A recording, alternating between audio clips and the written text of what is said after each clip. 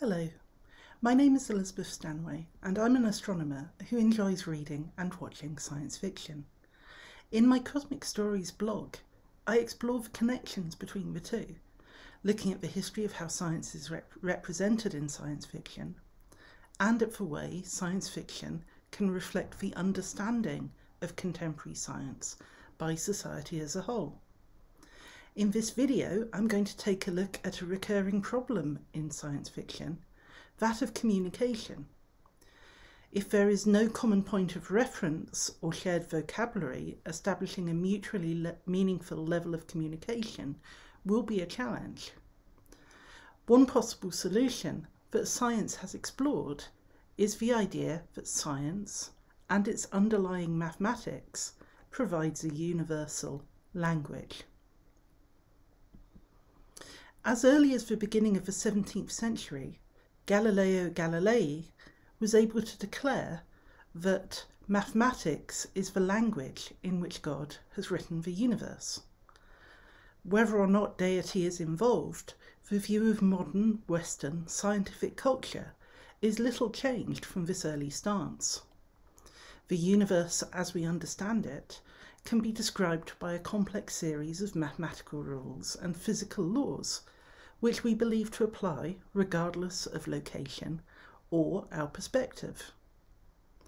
An interesting use of this principle in science fiction, dating from the dawn of the space age, can be found in the 1957 short story Omnilingual by H. Beam Piper. This story follows the archaeologists trying to uncover a Martian civilization that died off 50,000 years before humanity reached the planet. One of the team focuses on analysing surviving examples of Martian script, attempting to find plausible translations.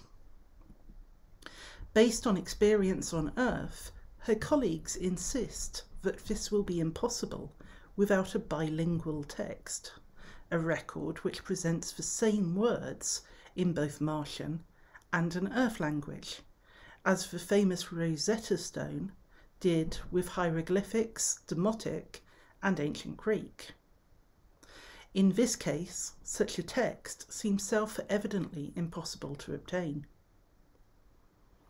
The discovery of a university, and particularly its science department, on Mars provides a breakthrough in the form of a recognisable and well-labelled periodic table in the story. Setting aside the impossibility of the Martian climate and civilization as described, this story makes a good case for scientific data combined with careful systematic analysis, providing a point of commonality between cultures separated in both space and time. The archaeologists do get somewhat lucky. The language being translated is far more regular than English and contains simplifying elements, such as months which are numbered rather than named. This has been true of certain dating systems in the past. For example, we inherited September, October, November and December as the 7th, 8th, 9th and 10th months as named in the Roman system. But the story here does not allow for any of the irregularities that arise as a civilization develops, peaks, and declines. The same principle has also appeared in human efforts at SETI, that is, the search for extraterrestrial intelligence. The Pioneer spacecraft, launched in 1972 and 1973, were intended to ultimately leave the solar system and were equipped with illustrated plaques designed to communicate to any extraterrestrial intelligence that they encountered. Some of the same notation was also used on the cover of golden phonograph records that were launched with the Voyager probes in 1977. The records themselves digitally encoded images and audio recordings that could be translated with the aid of this basic data. The basic scientific key in both cases included the atomic structure of hydrogen and a map which positioned Earth with reference to bright pulsars, that is, spinning neutron stars which emit a distinctive signal. These are identified using a binary notation which is itself calibrated against a key feature of the hydrogen spectrum. While the plaques and records were explicitly designed to be as culture neutral as possible, they have been criticised for culture-specific devices, such as arrows and a waving hand.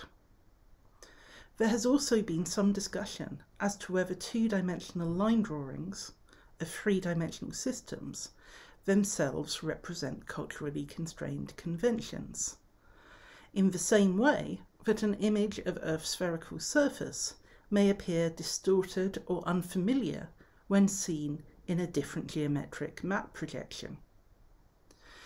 The issue here is not whether the properties of hydrogen, or indeed the geography of the United States, are universal, but whether they can be represented in a universally recognisable manner. These questions were asked in a subtly different way in 1974, when a message designed by astrobiologist Frank Drake and others was transmitted from the Arecibo Space Telescope, specifically with the intention of contacting aliens. Inevitably, scientific principles were used, with the transmission attempting to communicate binary notation, atomic structures, the nature of DNA and prime numbers, as well as a visual representation of humanity. In this case, the information was transmitted as a continuous signal which could be rendered into a pixelated black and white image by arranging the data into a prime by prime number rectangle. However, again it can be asked just how culturally dependent the representation was. It is possible, for example, to imagine a civilization with no grasp of binary notation, or indeed of discrete values, for whom all things lie on a continuum. In this case, the black and white, two-dimensional visual representation might make very little sense. Even on Earth, in some cultures, human beings are not represented in visual media. For an alien culture with the same prejudice against representing living things, the visual representation of a human might well be difficult or impossible to interpret, and may even be offensive. As might be expected, both the probe plaques and the Arecibo message have also featured in science fiction. The depiction of naked humans from the Pioneer plaques has appeared as a visual cue in sources such as Futurama, Buck Rogers in the 25th Century, and The Outer Limits. One of the Voyager records was instrumental in the transformation of a hypothetical Voyager 6 probe into the sentient V'ger in Star Trek The Motion Picture. Having encountered and interpreted the golden record carried by the probe, an alien race upgrades the damaged craft, imbues it with knowledge on the disk, and sends it back to Earth, gathering data and sentience en route until it inadvertently threatens the Federation in its search for its creator. Another of the golden discs also features in the animated Transformers universe. This constantly reinvented saga began in 1983 with cartoons based on a Japanese toy line, and has been revised and revisited every few years since, with the launch of new toys, cartoons, comics, films, or other media, often rewriting the past continuity. In the Transformers Beast Wars version of the series, the golden disc was tampered with before launched. It carried additional coded instructions from the stranded antagonist Megatron, an alien message piggybacking on a message to aliens. This contributed to the return of Cybertronians to Earth in the series Beast Wars and its sequel Beast Machines. Ironically, for a device intended to facilitate communication, the disc itself became a powerful cultural artefact in the series, the meaning encoded in it becoming largely irrelevant to its role in Cybertronian politics. The Arecibo message, rather than the golden discs, was a central plot point in the 1984 BBC radio drama series Space Force, written by Charles Chilton, who had experienced earlier popular success with Journey into Space in the 1950s. In Space Force, radio signals of an apparently alien origin proved to incorporate elements of the Arecibo message and to constitute a response to that message. In this instance, the aliens in question have already followed the signal back to the solar system and encounter the crew of the eponymous spaceship near Jupiter. Curiously, the information recognised as originating from the Arecibo contact attempts in the script, relating to the Great Skinny Triangle of Parallax and to Epsilon Solar or Jupiter, did not appear in the original Arecibo message at all. Nonetheless, in the story, the scientific principles were sufficient to attract the attention of another species and to indicate the technical level of the transmitting humans. It is fortunate for the characters that these aliens also come equipped with telepathic translation technology, which circumvents the necessary conceptual leap and steep learning curve required to progress from scientific notation to conversation. The last point is important. Scientific diagrams and notation are excellent for conveying quantitative information and establishing a basic common counting system, but to go further, let alone establish meaningful conversation, much more extensive texts and longer study are needed. For science fiction, which involves routine communication with aliens, alternate methods have to be found. An early episode of the television series Stargate SG-1, The Torment of Tantalus, shows the team linguist Jackson discovering a multilingual inscription written in no fewer than 4 languages. Using this, he starts work on decoding a 5th and unknown ancient text, which appears in an electronic book.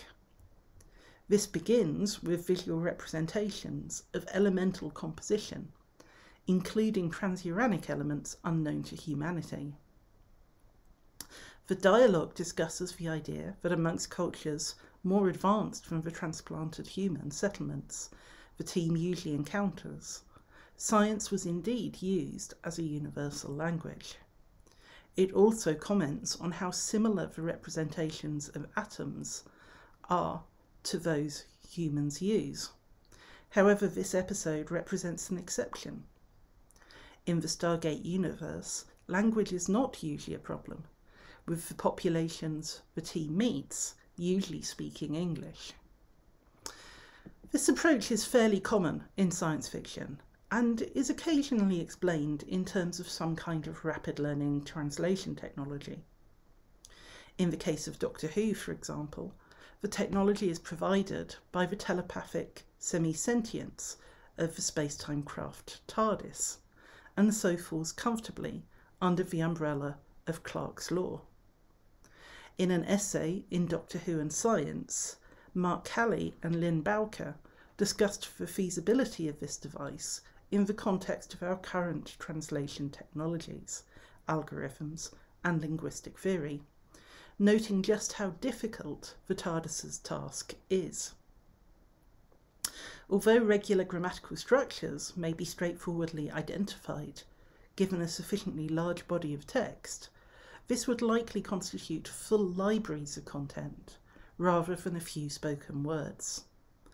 Even then, the meaning of individual words, vocabulary, idiomatic and colloquial usage, homophones, that is sound-alike words, and cultural allusions would seriously compromise any system which can't resort to telepathic interpretation. Many of the same arguments apply equally to the Star Trek universe's universal translator. This is a device that appears to be able to construct a complete idiomatic mapping between languages on the basis of a handful of sentences, and without any form of bilingual text. It was established early on in the series that the translator analysed brain patterns to recognise meaning, i.e. could be considered somewhat telepathic, or at least a remarkable remote sensing medical device. Later entries in the franchise somewhat retconned this, and indeed the early development of algorithms for the translator was shown to arise from linguistic theory in Star Trek Enterprise, which included a linguist in its main crew. However, this is also realistically a Clarke's Law situation, i.e. one in which the technology is indistinguishable from magic. And it's difficult to accept since it originates from a human culture and technology far closer to our own than that of the Time Lords.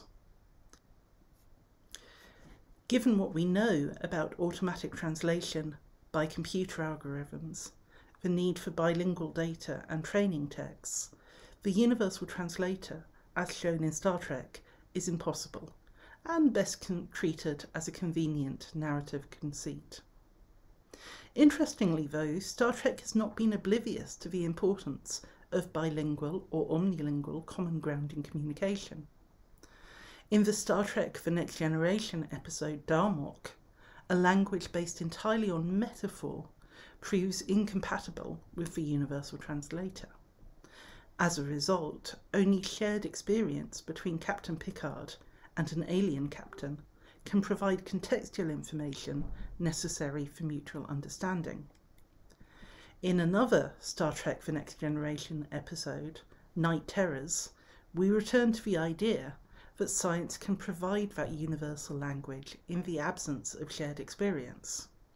The Enterprise encounters a space-time rift, and a telepathic crew member receives a recurrent message which her mind interprets as 1 moon circles. As will likely not be a surprise by now, the crew's escape from peril depends on the recognition of this phase as a description of atomic structure, and is a request for urgently needed material. Hence, even in a world of universal translation, science returns to the fore as a universal language. But how realistic is this? Scientists are increasingly recognising the unspoken cultural assumptions implicit in our formulation and description of universal physical laws. Even amongst human cultures, there are significant differences in the ways number and other concepts are understood or visualized. Indeed, it's been suggested that analysing the possibilities of communication with aliens in this context may in fact improve our understanding of those unspoken assumptions in our own sciences. Others have questioned the entire premise that another species would prioritise the communication of science over aspects of arts, humanities, culture, or social sciences. Despite this, mathematics, physics, and chemistry probably do still represent our best options for establishing a bilingual set of common knowledge with any hypothetical alien species. Whether such exchange of scientific knowledge can truly lead to comprehension and understanding between sentient races very much remains to be seen. I hope you've enjoyed this video, which was based on an entry in my Cosmic Stories blog from November 2021.